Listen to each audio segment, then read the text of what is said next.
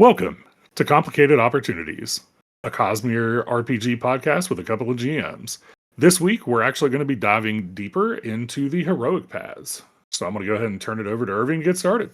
Yeah, so heroic paths are the sort of class or character specialization for this game. You have 6 options, and they're broken down in the beginning of the chapter. The first one, alphabetically, is Agent, who is a talented operative who solves problems with a keen mind or deft hand. Agent specialties include the investigator, spy, and thief. The Envoy is an insightful negotiator who adeptly influences others. Envoy specialties include the faithful, diplomat, and mentor. Hunter, a skilled sharpshooter and outdoors person who seeks and eliminates problems. Hunter specialties include the archer, assassin, and tracker. Leader. The leader is a poised commander who directs and guides others to be their best. Leader specialties include the champion, officer, and politico. Scholar. Scholars are adroit thinkers who excel at planning and building. Scholar specialties include the artifabrian, strategist, and surgeon. Warriors. A warrior is a fighter who relies on their skill, brute strength, or indomitable will. Warrior specialties include the duelist, shard bearer, and soldier. And now I'm going to kick it back over to Irving so we can do a deep dive into the agent. Yeah, so we're going to do a little bit more of a overview. We're not going to talk like, oh, you should take this talent when, but to start off with an agent, you have to take their key talent, which is this cool ability called Opportunist. It says once per round when you roll a plot die, you can re-roll that result. The original roll has no effect, and you must use the new one. The plot die is one of the coolest bits of this game, so getting to manipulate that a little bit more is very fun. You can do all sorts of things from forcing people to take injuries in combat to having reinforcements show up if you so choose. And then the complications, DM can work with you to come up with negatives that happen. Maybe you get caught in a compromising position, which some of the agent talents also mess with.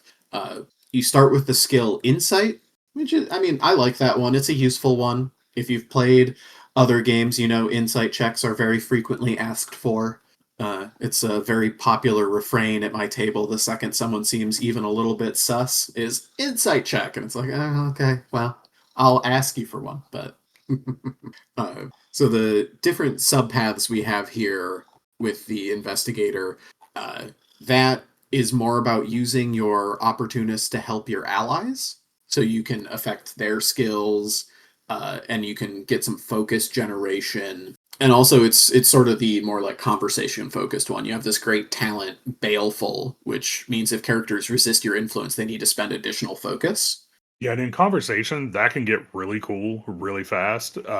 Because I know we've mentioned in the episode kind of outlining some of the mechanics. During conversations, people have to spend focus to resist your influence so they don't just cave in right away. So with that talent, all of a sudden, you're getting an advantage, not literally a rolling advantage, but you're getting an advantage where they have to spend their focus twice as fast as you do.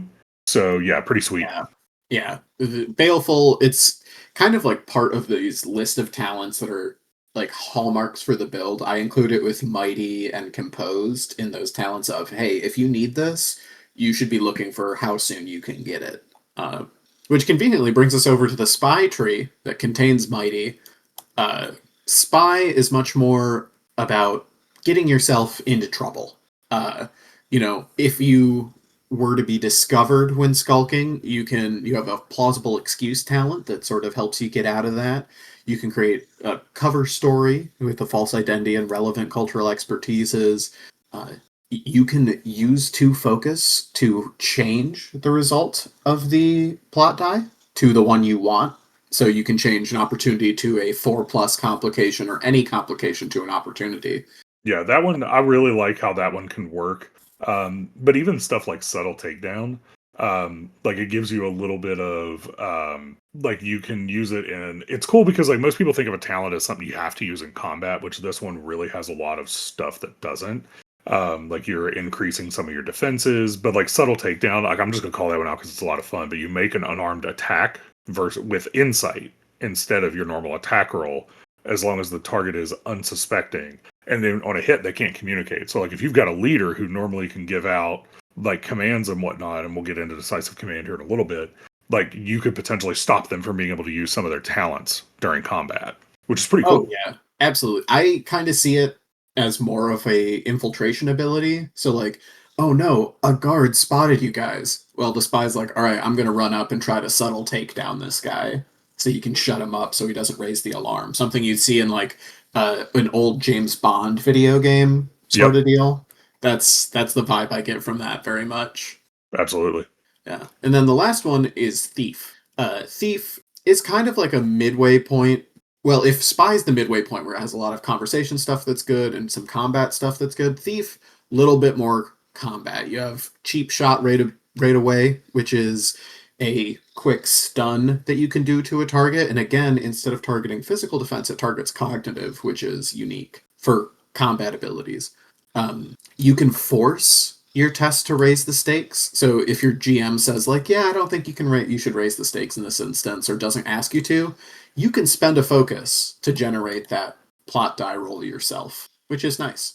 Uh, you get a second reroll of Opportunist with Double Down, which is pretty neat. Yeah, and I really like some of the ones that are like underground contacts. So it's like you've got you've got someone that you can like spend focus on to add an opportunity to some social test, and like there's just like some of these really cool ways that like these talents can be used, not just in combat. And the agent tree has a lot of like really fun stuff there. Yeah, I think my first character I ever made for the game was an agent, and I very much am enamored with this tree. It is cool. It has like rogue elements, but it also is not just an assassin. In fact, assassin's often the hunter tree. Assassin pairs really well with all this stuff, by the way. Um, Oh yeah. but even the capstones are really cool. They give you extra actions to spend on stuff, which is always powerful. Anytime you can generate extra actions in this game, try to. Uh, but that's really it with the overview of Agent. Yeah. Onto the Envoy.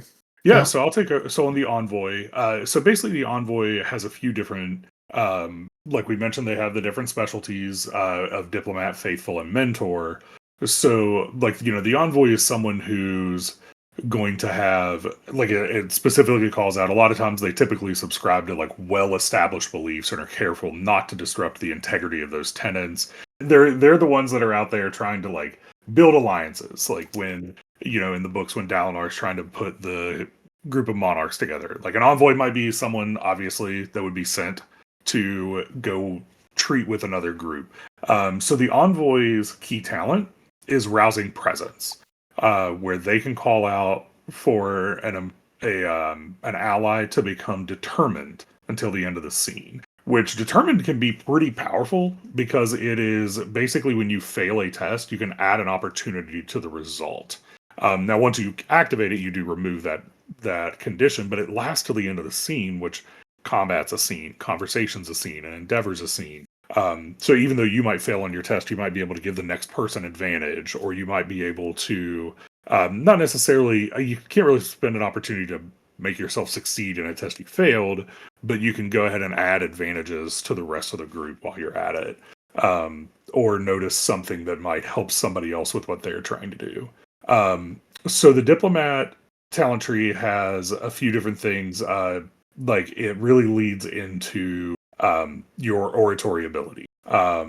So you can either like be quippy during combat, like some people might think of maybe being able to like mock somebody after they do something. One of the like main talents that I like in that one is steadfast challenge, where you can spend a focus to test your discipline versus an enemy's spiritual, and then they become disoriented and gain disadvantage on test against you. So you can almost start buffing yourself or buffing your party. And there's even like you can get some high society contacts when you use rousing presence or steadfast challenge. You can spend focus to add that many targets. So now you can start debuffing multiple people. But I also like this is just a talent I love to call out because it always kind of makes me laugh, but it is actually super useful. Which is well dressed. So you gain the Oh, fashionable Trace is so expertise. good. Yeah, it basically like when you have presentable armor or fashionable clothing, you gain an advantage on your first deception leadership or presence test. Which in a conversation scenario endeavors, like that could be super helpful, super useful. So yeah, I'm a big fan of the Envoy in general, but the Diplomat has a lot of fun stuff you can play around with. So then the Faithful is, Well, sorry, one oh, sec. go ahead. Yeah, yeah, you got Just some. on the Diplomat, we've seen a disgusting build of this that's all about using Steadfast Challenge to pause a combat to force it into a conversation, which I think is a very interesting and unique way to play the game. I'm not sure how I would always rule it, but like forcing that breather, like that could be great for a tactical retreat. It could be good for, you accomplished part of whatever a combat's goal is, and that's through peaceful solution. Also, Withering Retort increasing your deflect by your ranks and discipline. I think that's like, imagine if you had that and Shard Plate. Yeah, And it's like, yeah, you know what? I'm gonna decide to have a deflect of 20. pretty much. Yeah, there's a lot of really cool stuff you can do with this, and even peaceful solution. Like if all non-minion enemies are pacified, we saw that in a combat where it's like you've got 3 bosses. If they get pacified, you can ease tensions and end combat. Well, it Which shifts combat to a conversation, yeah, which does so not mean the bad guys give up on all their wants and secede to your will. It but does mean that, hey, you guys can discuss and maybe they can stop stabbing you for a little bit. yeah, absolutely. It's definitely like way more useful than people would think. Like when you first jump into a talent tree like this, you're like, oh, I'm not going to be very useful in combat. But also, like conversations and endeavors are such a big part of this game. Like these kind of classes are huge to help your party out and be able to help maneuver through those different scenarios. Well, and that's what I like about these trees so much is that they give interesting ways to use your character not just in combat. Like having those options, especially for what really is a support class like this, it's so cool. It's not just, oh, I'm a heal battery or oh, I make you harder to hit. It You actually do things with it, and that's neat. That's fun. But on to the faithful. Yep. So the faithful in the Stormlight Archive, you would think of someone like an Ardent. Like this would be somewhere really cool that you could, if you wanted to play an Ardent class, or even like a priest. Like there's some really fun talents in here that'll help out with that. So like you've got things like customary garb, which where you're wearing presentable or appropriate clothing, your defenses go up as well. So like if you're someone who's wearing like monk-like robes and you're a swordmaster, like you still would get some of your defenses up, particularly your physical and your spiritual. Devoted presence can help you with like helping people remove some of their conditions. But also like you can give people counsel, you can help people with their motivation. Like it's a very like discipline and self-reflection heavy class. Because even like by being composed, your max focus can increase and the cool thing with that is, if I remember right, and so I'm sure someone will correct me if I'm wrong, like that gets retroactive as well. So if you take that talent later and you've gone up 2 tiers, Yep. you get that increased with where you're at. Yeah, that's why composed is right up there with mighty and baleful. And like I have a chart of like how many points do you need invested in each class to get mighty? How many points do you need to get composed? Those are important like keystone talents that are very powerful.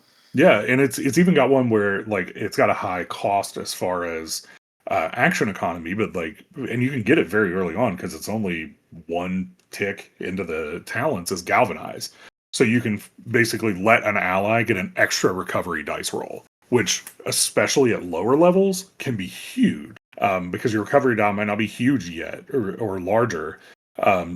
And you can help them regain focus, which focus is super helpful and useful in like in activating all of these talents. Yeah, I wish the recovery die got a little bit bigger. I wish you rolled a number equal to your tier. Yeah, That's just a little beef of mine.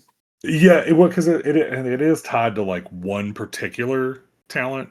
So it's like if you or attribute. So like if you never increase that attribute, your recovery die never goes up. Yeah, you're a level 15 character with a 1d6, and it's like, oh, that gets you no health percentage Right. wise. Which, mind you, in Stormlight, let's be honest, most people are going to be radiant characters anyway, some way, shape, or form. So they'll also have some stuff like regenerate, but it would be nice because like I really love diving into these heroic paths, and a couple times that we've played some one shots, I didn't bother going a radiant path. I just stayed in the heroic path. So that would be nice to have that as well. So I have that beef too. Yeah. And so finally the mentor class specialty. So this one, like I specifically, I don't know why, but in my head I always align this with like the stone wards. But it's like you're taking someone under your wing so you can give them like different advice. You can help them gain their like gain some focus back. You can help them become determined. And like I love the way they name these, like sound advice, instill confidence. Or even like practical demonstration. So like because I was able to gain advantage using my leadership or something of that nature, I can now give somebody rousing presence as a free action as well because I'm standing out and really like setting an example. Like it's a really cool, really well thought out specialty that has a lot For of sure. fun in it. Yeah. I'm going to tease you a little bit. You think it's a stone word thing because you're a stone. Okay, yes. Yeah, that's true. Like I don't know how many of these things you say, oh, well, I feel like it's a stone word thing. I'm like, Kyle. Yeah. That's very true. This could I also think of work for a Zahel. Windrunner, but yeah. Yeah, This when is I think of definitely mentor, it definitely Zahel, any of those characters that sort like you could make a really messed up mentor that is functionally Marae's. for sure. And which is cool too because Yeah. it doesn't. That's another point where like, how many times do we really see Marays in combat? Like next to never, right? So like that's another thing where you can help outside of combat and make these still incredibly impactful for your game. Mm-hmm. So Yeah. Very cool class overall, the Envoy. I haven't played one yet, but I've always enjoyed seeing them played. They seem yeah, interesting. I've played it once or twice in like Bridge 9 or something like that. So it's still early, so I didn't get access to a lot of these later talents. But yeah, it is a really cool one. Oh no, as you're scrolling through, Zahel training Kaladin is actually one of the artworks in there. It looks like might not be Kaladin, that might be someone else, but it looks I'm like pretty sure Zahel. it's Renarin, Yeah, I think it is Renarin. which Um, they always draw way too blonde, but yes, you know. but man, I love that art of Oh, Zahel. it's Knife Against Spear. Adolin breathed in and out. Yeah, so it's Adolin apparently. Oh yeah, A okay, very slim looking Adolin, not very yeah. muscly. Okay, well, All right. So if you art want to go ahead and take edition. over to the Hunter Yeah, class. the Hunter. Hunters are pretty cool. I've played this several times. I like a lot of their builds. It very much evokes the sort of D&D fantasy of what a ranger should be, that even the Seattle game does not correctly do a lot of the time. The first specialization is Archer, which very cool and unique. You can actually, or well, sorry, start with the key talent, Irving. Come on. Seek Quarry. After spending 1 minute mentally preparing, have some beef on what that means, you choose a Mhm. character who you can sense or who you've previously encountered. That character becomes your quarry until you choose to end this effect as a free action or select a new quarry. Additionally, you gain advantage on tests made to find, attack, or study your quarry, such as the gain advantage action. So, important little note there that might come up. You can have advantage multiple times. You can apply that to multiple dice across the roll, but each die only once. So, you know, while you already have advantage to attack, say you really want to do the most damage possible, or you want to have a like the preferred result on a plot die, gain advantage again and apply it to the plot die or the damage roll. Yeah, and I like that the Archer class in particular has stuff like tagging shots. So like if you were caught That's unawares and you yeah, didn't have a minute to prep for Seek Quarry, you have to use 3 actions, but you can use it to then make the target your quarry. So you can speed that into combat, which is pretty cool. yeah. Tagging shot, very good. The whole like, what is 1 minute mentally preparing? Could I just say like my hunter's constantly walking around mentally ready to like mark, be like, hey, that MFer, I'm gonna get him. You know, like would that just be like a very I don't know. I think they should have said like, hey, it's this many actions to mark someone as your target, and then there are talents that make it better. Yeah. Uh, I've had a lot of like if you know a combat's coming up, like because the way I've seen it probably used the most effective is like if you're in a situation that's getting tense, Like, you can start picking out, okay, clearly that guy's like the leader of this group. So during this conversation, I'm marking them as my quarry. So I'm taking the time while people are talking to focus in on them. But then if Would you're you argue that surprised, means you can't take place in the conversation or take like? you could. Yeah, I mean, I Okay. think it 'Cause gives some see, flexibility there. I might say like if you say like yeah my character is studying the enemies to like be ready to mark someone as their quarry, you're And that busy might be your studying, bro. contribution. Yeah, that might be your contribution to the Yeah. conversation during that scene. So you're Which, yeah, I don't know. I have issues with Seek Quarry. It's a cool idea. I don't like, and obviously they know that there's some issues with it because every single subclass has a way to get it. yeah. Yeah, I think just the way I work that in my head is the you spend the time outside of combat if you want to spend the minute, and then if not, you better take that talent real fast to be able to do it going forward. So, yeah, Actually, I I might be get it wrong. there. It might only be Archer that automatically applies Quarry, but Could be. why not take Tagging Shot then? Right. Which, onto it. It's 3 actions. You get to make an attack and move 5 feet. On a hit or graze, target becomes your quarry. That's great. So even if you miss, you can spend the focus, make him your quarry.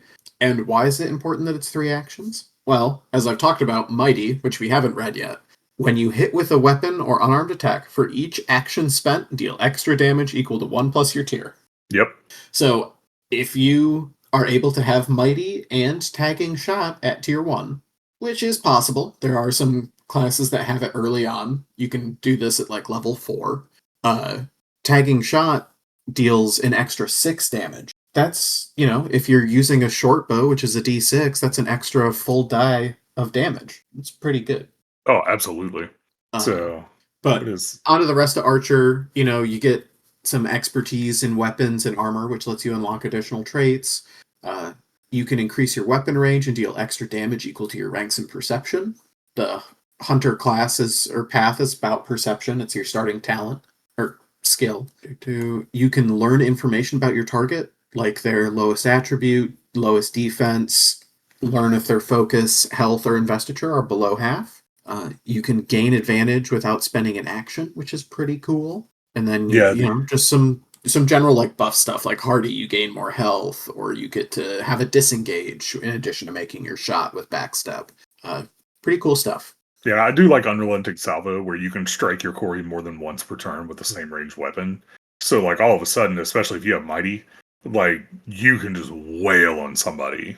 Oh And yeah, and especially so that's a later tier talent because you have a requisite of agility 3, which means you need in tier 2, and also it's 1, 2, 3, 4 points into the tree after the key talent, so you need to spend 5 total points just getting that.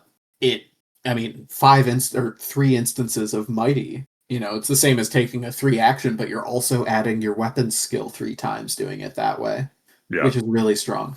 I have Uh, ideas for a singer or an Unkalaki now. So, Oh, yeah, absolutely. Big fan of Archer. It gets that almost sniper-like fantasy to a T, that like combat sniper. Their next subpath is Assassin. And Assassin is that one that pairs really well with Agent. You make unarmed attacks or improvised weapon attacks against cognitive. You get to graze or you get to surprise targets. If a target's unsuspecting, so that means surprised, stunned, or any of those, like if you were attacking from stealth, you get to deal 4d4 extra damage and gain 2 advantages on the roll with Fatal Thrust. That's a pretty terrifying talent. Uh, that's a lot of damage. You get better with knives and slings. I kind of like the big fantasy nerd in me is like, well, I want a crossbow included in that. But for the world of Roshar, slings make more sense for a stealthy weapon than crossbows. I think crossbows, they only have the big, like, Azish ones that need a crank to load. yeah, Uh, this is the tree that has Mighty for this class. It's pretty deep down, so if you want to get Mighty, I'm pretty sure Leader or Warrior is the easiest in Stormlight Archive. I think so. I could pull up my sheet, but I'm a bad podcaster and don't have all my tools prepped. Uh, but When yeah, then, like, I also really like Swift Strikes, which you can get in a couple different classes, but this is the first place it appears in the book. where you can spend a focus to make a second strike with the same weapon. For those that haven't we haven't really dived a lot into combat, but you can only attack with one weapon per round, with a particular weapon once per round. And you can spend focus to make an offhand attack, but with this talent, instead of having to make an offhand attack, you can strike with that same weapon 2 times. So that's one of the like later talents that a lot of people will try to like rush towards for sure. All right, and then it looks like, do we still have Tracker to go over as well? Yep, Tracker's the next one, and this one lets you get an animal bond, which is sort of the big thing. So you can have an animal companion, a little buddy, either a chicken if we're on Roshar, any kind of chicken, or maybe like an axe hound or something. And yeah, Or you get or even possibly advantages a and white spawn if you watch Shard of Opportunity. I guess they did do a white spine. And the different like animals can have different skills. So like we had a character that had a bird, and that bird, Reginald, was just an MVP, getting those clutch kills, stealing things from enemies. Yeah, he was a pretty sweet chicken. Yeah, we were a big Yeah. fan of that guy. Oh yeah. Very, very interesting like mode to play. And as a GM, you think like, oh, should I shoot the bird? And it feels bad. It feels Yeah, bad to try and shoot the bird. for sure. Um, And the cool thing is you can do like some custom stat blocks for animals and whatnot. Like, I think half them in the book, I believe. yeah, like hunting chicken, which is what we were using basically. It kills me to not call it a bird, but yes, the hunting chicken, in parentheses, hawk, has a lot of really cool stuff that it can for sure. Yeah. Yeah, I'm a big fan of the tracker specialty. I've seen it played in a very interesting way. I think it's fun. I think the tracker I also think, makes use of traps, which is something that like I think everybody jumps right to the animal companion, but like the yeah. traps can be really cool as well. Yeah, I don't have the planning to use the traps with much forethought. Same. And I don't think Nikki did either. I think she was much more interested in having a bird. Yeah. Or a chicken, as they say on Roshar. And like there are rules like, hey, if you ever lose your animal companion, you can bond a new one. Guys, don't shoot the bird. Yeah. This is a game about fun, and like you can create dangerous situations and like make your player second guess sending their bird to do this thing. But don't be malicious and just try to kill the bird, because it wouldn't be hard. Yeah, they typically That's don't my have a lot of advice HP. to you is like let your player have fun with the talent they picked. For sure. If they're abusing it or doing something that's like not fun, you can punish them. Absolutely punish them. We see in the books Murray's captures a chicken and takes it away from a character. Like do that. Make the mission about rescuing Reginald. Absolutely. Instead of killing Reginald. I think that's a brilliant idea. For sure. But that's it's a lot of like talents to make your bond with your animal companion better, talents that have a little bit of traps, making your traps more deadly. It's very focused on that fantasy. And we get to the leader next. Yeah. So the leader, as we talked about, they're the people that are kind of leading from the front lines. They're like in charge of a group. They've got some really cool leader artwork in here. But I started to mention it before, but decisive command is their key talent. So you get to spend 1 focus to give an ally within 20 feet a D4 command die. They can then add that 1 die roll on their next test. So it's a way to help people, like using your inspiration to then help people potentially succeed on their roles more. And the first specialty under there is the champion. So they have some talents here. Like Mighty is in this one, as is Hardy, which it's actually a little higher. Hardy was one we didn't really call out in the earlier class that could get it, but it gives you a +1 max health per level and includes previous levels as well. So you can get kind of beefy pretty quickly, which makes sense since you're kind of leading from the front lines, right? But with combat coordination, like after you strike, you can use decisive command without having to spend an action. And if your strike doesn't hit, you also don't have to spend a focus as well to do decisive command. So like they have some really cool ways to add in to get your decisive command through there. As we mentioned, it has Mighty. Then like resolute stand or demonstrative command.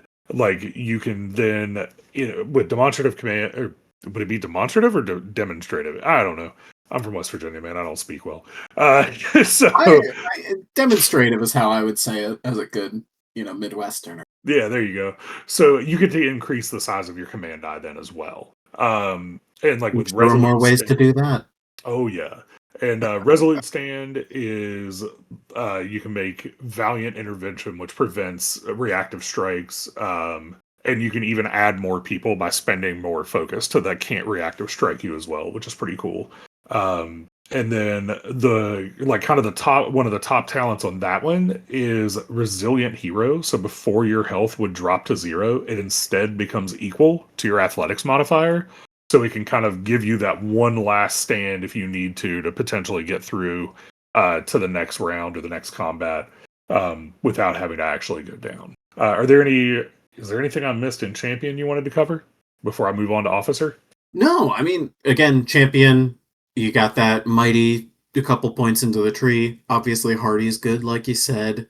It feels like, again, just a good champion of the army sort of Yep. deal. I like leader's a good, again, another good like thematic blending support and like combat focused ability class or path. I should call it path. Yep. Trying to remember to say specialty instead of subclass has been interesting for me. I mean, we've messed it up plenty of times. Like, you know what? We're GMs. We've played a dozen different systems probably together, so there's Yep, there's a lot of language bleed. for sure. We're not sponsored. No, not yet. So the officer class is the next subclass that you can take, which does have composed like right away. That's actually one of the first ones you can take in there, so that increases your max and current focus by your tier, which this is a focus heavy class, so that totally makes sense. And then like through the fray where you can an ally can then gain disadvantage or gain advantage as a reaction. So like there if you spend that action, it's got some customary garb, well supplied, confident command, which is another talent that can increase. Is that the same talent? Yeah. It's just no, it's different. Worded differently, so That you is can right. stack them. Yeah, so you can stack and keep increasing your command die, which is fantastic.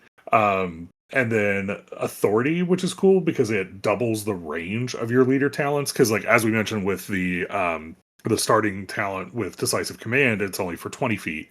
So then you could double that to 40 feet. And you double the number of allies affected as well. So, like, I think that's a really cool talent to get, which is towards the top of the class. And then synchronized assault, which lets you spend 2 focus to test against the enemy's cognitive, but when you succeed, allies up to your ranks in leadership, which at this point you should probably you have to have at least 3, gain an additional action for an additional strike against the target. On a failure, they only gain 1 action. Only 1 ally gains actions.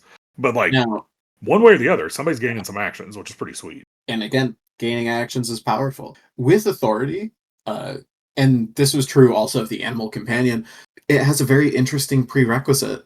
In this case, it's title, granting you command of 5+ people. Yeah, so like have you reached have you become a high prince, which was on the extreme end, but like what I rank are think you in the a squad military? leader would Yeah, give you authority, at absolutely. least.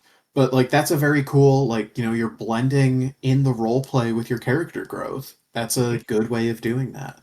Yep. I like And it a then lot. the final subclass or God, final specialty in leader is Politico. So this is where this is probably the less like least combat forward of the leader class, but it has some really fun talents in here too, where you can do like rumor mongering. Say that 5 times fast. But you can gain, which you do have to have a patron, which is something we'll go into at some point because that's a reward you can get. But you can gain the scandal expertise and you can spend focus to spread misinformation or gather rumors. Like, so just thinking of that leader like being undercover in a bar somewhere trying to gain some rumors or gather information or even spread out some misinformation. Like, that's just a fun way to role play, but also still gain a cool talent in there. So this is actually where Cutthroat Tactics pops up again. So your ally can raise the stakes instead of rolling your command die. And even if they roll a complication, you can recover a focus. So I thought that was like just a really fun talent that helps multiple people across the party. Well dressed shows up again, but like set at odds, so you can actually try to like see division amongst the enemy and make them become odds at like be at odds against each other. And then in this one, the final like two big baleful pops up here again.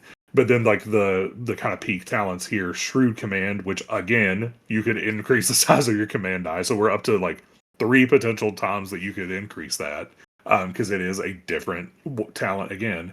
And then grand deception, where you can spend 3 focus to test deception to reveal a ruse that might change a detail of the scene. And that could be anywhere from I'm trying to find the like more in-depth one here, but it's because like I read this and it was like really cool. Grand deception. So you can spend 3 focus to make a deception 15 test, but the ruse, it's got to be plausible, but you could potentially like reveal that you hide a powerful artifact in a different place that you previously said, or reveal you moved your army east instead of west. So it's like, but it does give you the heads up that you can't be like, hey, this like really crappy knife I've got. Nah, man, it's really like super powerful. Like, so it does have to be a little plausible. But you can definitely do some things to like change the scene or sow doubt. It's just a really cool, like, I really feel like these talents just do a great job of like playing into the theme of the character. Yeah, I've played a character with a dabble into the Politico tree, and it's very fun. Yeah, so we are going to move on to Scholar. Yeah. Scholar, while I scroll. So scholars, their starting talent is erudition. Sorry if I said that wrong, people. Deal with it. When you acquire this talent, you become adroit at mental organization. Choose one cultural or utility expertise you don't already have, and choose 2 different cognitive skills that aren't search skills. When you make a test, you count as having the chosen expertise, and you count as having 1 additional rank in each of those chosen skills. You can use this talent to gain skill ranks even if they exceed your usual maximum for skill ranks. This talent's expertise and skill ranks are temporary and don't count towards prerequisites. As long as after a long rest, during which you had access to a library, you can reassign any expertise and skill ranks granted by this talent. Follow the same rules and choose them as you did when you gained the talent. That's a lot of words to say you get better at stuff. Pretty much. It's very cool. It's the sort of skill specialist, not like knower of lore type character. In fact, their starting skill is lore. And you can very much specialize and become very good at a thing, and it rewards player ingenuity a lot. Particularly with their first subpath or specialty, the Artifabrian. Artifabrians are very specific to the world of Roshar. Fabrials are the sort of magical technology that make a lot of things function, and they're cool. You kind of get a gun with a pain real, you kind of get the alarm spell with a warning Fabrial. You have some interesting talents here. Like, I have not played an Artifabrian. I've seen them played, and they're very interesting, but it plays into the sort of like crafting sub-game a lot, and you can create interesting tools that very much can help you or be specific to an instance. Yeah, absolutely. So I've played this a little bit. I'm not going to pretend that I'm awesome with these. Like, I'll be very upfront and honest. This is probably the class I struggle with the most because I just don't think creatively in that way. I'm still struggling with getting magical items or fabrials and how they would cross across Roshar. But like, there's some other ones that aren't necessarily just around fabrials, like Deep Study, which is cool because you can you get some additional expertises, and then you also get 2 additional non-surge cognitive skills that you can add to. So that's that's a pretty powerful thing, and you can then reassign those the same way as the others gain from the talent. So that basically like doubles the amount of things that you can increase.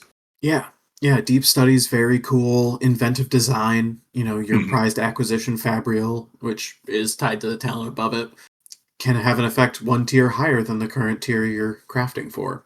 Yeah. It's just a good way to like buff and change those skills, definitely, if you're going to play one, spend some time reading up on fabrials and stuff later in the equipment chapter, so you can know all the effects you can add. There's a lot there. The second path is strategist, which its sort of key skill for the subpath is strategize. After you gain advantage using an erudition skill, grant that advantage to an ally instead. You can spend 2 focus to also prevent the target from using reactions against that ally. So that's a good way to, again, buff an ally, sort of protect them. So say it's a character that needs to move in and out of combat, you can prevent them from having a reactive strike taken, or an ally can't, or an enemy can't react and dodge their next attack that they're lining up, which is very good.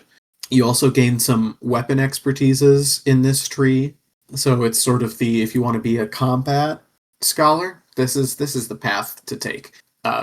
Again, composed, that important skill, increasing your focus. You'll spend a lot of focus in this game, so having more is always good. At the end of the tree, you have turning point, spend 2 focus to test deduction versus cognitive of the enemy leader, gaining an advantage if you took a slow turn. On success, you and allies gain an extra action on your next turns. You're giving more actions out. That's very powerful. Going on to the last specialization, surgeon. This is a class that lets you use medicine tests to help your allies and let them gain a bonus on their recovery die. You also get some some bonuses with unarmed attacks. You get to exhaust enemies with the number equaling half your ranks in medicine. In this game, you always round up, so it's a minimum of 1. You get to restore additional health with Swift Healer. You can revive an unconscious character, which is something that in a lot of our games, it's always been, whenever someone gets injured, it's like, oh god, we have to go look up the rules for getting up from being unconscious. It's difficult. Yeah, and resuscitation's pretty cool, because then you can also do, when you do it, you can actually do it within a number of rounds too, so it doesn't have to be immediate. But then it technically even says a character who's died recently. You get to that sort of think twice there, which is very cool. Yep. But again, Scholars sort of short and sweet from us. We haven't played it a ton, but if these things interest you, those are the broad overview of what the specializations do. And then probably the most played path between us next is the Warrior, and I'm going to let Kyle take it away with that. Yeah, absolutely. So the Warrior does have the 3 specialties, which are Duelist, Shardbearer, and Soldier. Let's be honest, everybody wants to hear about Shardbearer, right? So the key talent for a Warrior is Vigilant Stance. So you enter Vigilant Stance, reducing the focus cost of dodge and reactive strike by 1, and you can enter other stances as a free action. So the stances can become really cool because they give you different buffs as you go into them. So the first specialty that I'll cover is the Duelist. So it does have practiced kata, where you can actually use stances in conversations and endeavors. And unless you're surprised, you can start each scene in Vigilant Stance. So the cool thing there is, if you take practice kata, like conversation, endeavor, or combat starts, you're already in Vigilant Stance. And then if you didn't do that, you can also spend a focus to enter a stance mid-conversation or mid-encounter. So you can change them as well, or mid-endeavor. So you can change which stance you're in while you're in those two. Flame Stance, these I'll probably go a little more in depth, because they just all do give you these different buffs. So on Flame Stance, you're gaining advantage on intimidation, and when only one enemy is in reach and no allies are, you gain an action to attack or gain advantage. You can gain Signature Weapon, which gives you a weapon expertise, which on Rashar is pretty cool, because it'll, if you have an expertise in something like perhaps a Shard Blade, you can change or by unlocking the expertise in it, you lose some of the things that would potentially harm your allies or cause the weapon to be harder to use, so you gain a better understanding of the weapon. There's also Iron Stance and Vine Stance, which can give you advantage or can increase some of your defenses. And kind of one of the top talents there is Wit's End, which you can spend a focus to move half of your movement to then make a melee attack versus the cognitive of a target who has 0 focus. This attack ignores deflect, deals an extra 4d6 damage, but can't graze. So that's a very like all or nothing attack, but if you hit, 4d6 damage is pretty flippin' sweet because it's extra on top of what you're already doing. I always find the if they have 0 focus abilities kind of hard to use because I think Yeah, rules is written as a player you don't know what the right. focus is unless like you can know if they're below half Yeah, if you take that hunter talent, but it can be difficult to use. I think it's probably best if you go from a conversation into combat and you know yeah, I like, would say oh, they've so. been resisting my influence, I can very likely hit this. But it's a risk that is a little difficult to use, in Yep. my opinion, and hence its power. Obviously, Yeah. like 4d6 is a lot to add. I am going to skip around because let's be honest, everybody wants to hear about Shardbearer, so we'll save it for last. So So the mean. I know, right? So the soldier class, which is what a lot of people do take, it has a lot of really good useful skills as well. So there's cautious advance, but it which does let you move up to half your movement, ignoring difficult terrain, and then you gain 2 actions to either brace or gain advantage, which can be pretty helpful, especially one tick into that subclass specialties. So combat training, which is awesome because once per round, so one, you gain an expertise in weapon, armor, and military life, which under a Shar, gaining expertise in military life, pretty useful. But then once per round, you can also graze without spending a focus, which is a very useful skill to have, especially since you can use it every round. Also, devastating blow, where you make a melee weapon attack versus physical, but you roll an extra 2d8. It does take 2 actions to use. Defensive position, which the brace action then adds 2 disadvantage to attacks against you instead of just 1, and other allies can brace behind your shield. Formation drills, where allies within 10 feet who brace gain the benefits of your defensive position. So like those talents can stack. Hardy pops up here again, as well as so do Swift Strikes and Wary, which as long as you have focus, you can't be surprised. So that's pretty sweet as well. All right. Well, Wary also reduces your focus loss by other people's talents Yes. equal to your ranks and discipline. So, like, very likely you're not losing focus Yeah, unless you choose to. pretty much, which is super helpful in this game. All right. So then the big talent in the warrior path that we'll actually end the episode talking about is Shardbearer. So you can start shard training, which there is a caveat. The prerequisite is you have to have access to a shard blade and shard plate. That doesn't necessarily mean you have to have them, because like shard plate's not even accessible as a reward until tier 3.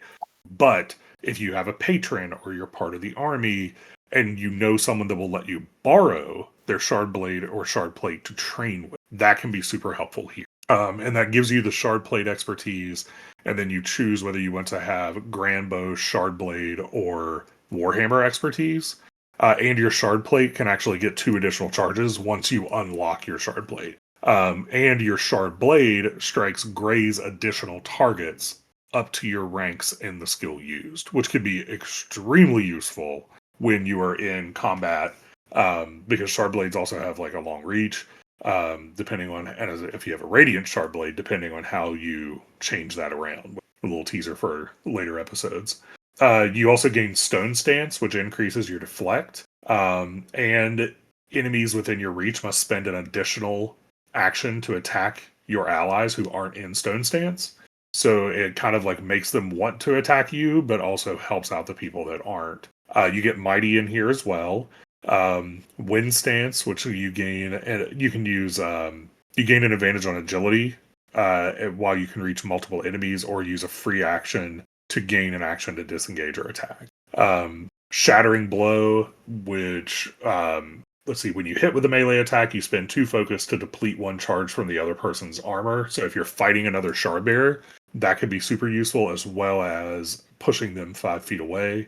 Blood Stance, which I love because it is a risk reward stance to enter, because your Oh yeah, opportunity, give me that increased hell crit yeah. range. So your opportunity range for attacks and physical test expands by 2, but your defenses all decrease by 2. So you're easier to hit, but you can gain an opportunity a lot easier. And then you do have a precise parry, and let's be honest, the one that's a lot of fun, which was meteoric leap, where Oh yeah, meteoric leap was so cool. And she landed and then used wind yeah, stance she also. landed, used Yeah. wind stance, and was able to knock out multiple enemies. Like she basically took out like 5 enemies in one shot. So you spend 2 focus to leap a quarter of your movement speed and make an unarmed attack versus physical of multiple targets, dealing double damage and knocking weaker targets prone. And you gain an advantage on the test if you are in shard plate. Yeah, that talent rocks. Yeah, so cool. So, but that does bring us to the end of the heroic paths. Irving, do you have anything else you want to hit on before we kind of sign off for the episode? Yeah, I'll say, like, with Shard Bearer, you might feel because of that shard training talent that you have to wait until you have that opportunity, but you can take the whole right side of the talent tree without taking shard training. So Stone Stance, Mighty, Blood Stance, Meteoric Leap. Uh, it doesn't get you some, like, the cool things like Shattering Blow, but you can go into that tree early and then return to it when you get those sort of rewards. Yeah, that it is the warrior class. A lot of people are going to go towards it, but it is a really cool class that I feel like they definitely kind of like maximized how that should be used in this game. Yeah, absolutely. Like, it definitely feels great. Uh, Probably one of my favorite trees. For sure. I feel like I've said that about a couple of them, but Warrior, like, it's cool. It very much feels like a lot of characters in the fiction. They did a good job with it. And what's our next episode going to be? So our next episode, we are going to start getting into the radiant paths. So this is probably going to be a 2-part episode, not going to lie, because we've spent almost an hour just on the heroic paths, and there are 9 playable but 10 total radiant path orders. So this is the magic system at its fullest. Mostly, if you're a fan of the Stormlight Archive, you're probably going to want to play a radiant path at some point. So starting next week, we are going to start going through those. Irving, do you have anything else? Yeah, just want to remind everyone that this episode has been brought to you by 3M. For when you need your projects done right, choose 3M. No, it's not. There's no sponsor here. Probably wouldn't take 3M as a sponsor anyway. Don't love their stuff. But have a good week, folks, and we will see you later. And with that, let's roll our plot die and raise the stakes. This has been Complicated Opportunity.